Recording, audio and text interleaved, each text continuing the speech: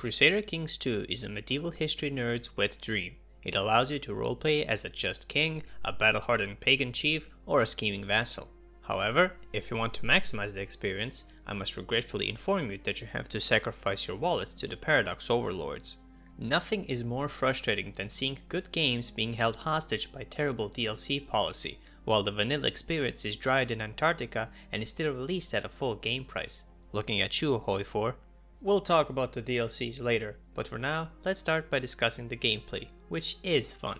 It's very deep and complex, so it could take a while to grasp all the concepts, but out of the other historical grand strategies made by Paradox, CK2 is to me one of the least difficult to get into.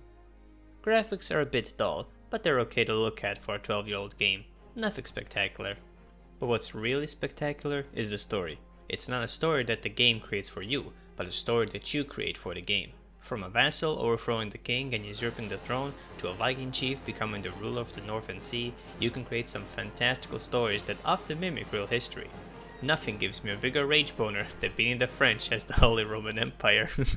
The music is not too shabby. It fits with the medieval theme and it gets you immersed in the campaign, but it's not something I would call a world-class OST. For every future Paradox title I'll be reviewing, the replayability section will get a perfect score, because you can choose so many countries and so many characters to play as, and no two playthroughs will ever be the same. There will always be some small divergence on the path that can turn your playthrough into a win or a loss. I just wish you could play as every character in CK2 without DLCs chastising your experience.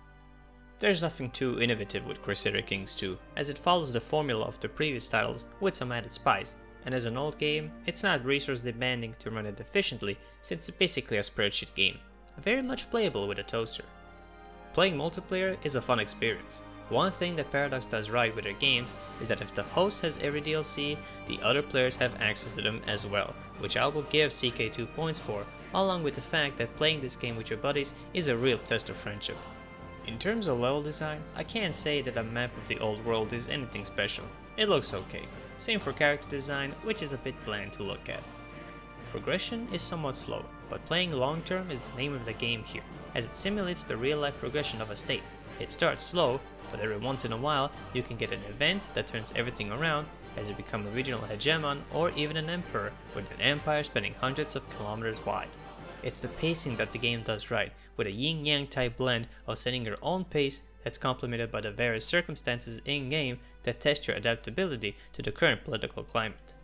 You can have some pretty interesting moments in Crusader Kings II, as you are bombarded with a plethora of events. Some are small, like your partner asking you for a nickname, to events such as fighting the enemy leader in battle and dying to them even though your combat skill is 20 points higher than theirs, and now your ruler is a 7-year-old, so now you have to appease your vassals in order to not get overthrown.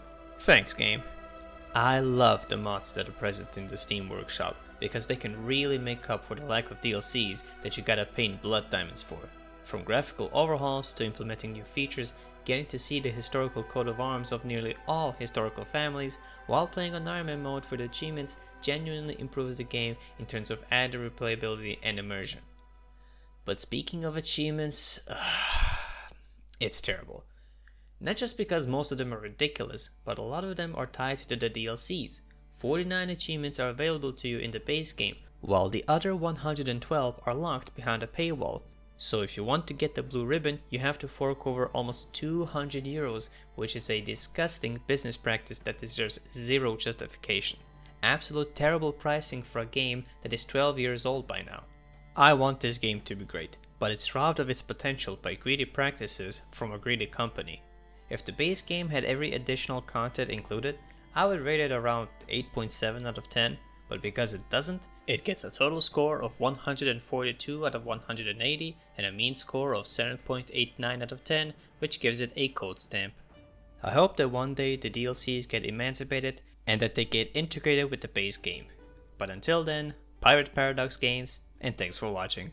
Like, comment, subscribe to the channel. Like, comment, subscribe to the channel. Like, comment, subscribe to the channel. You should do it right now. Ahoy, matey!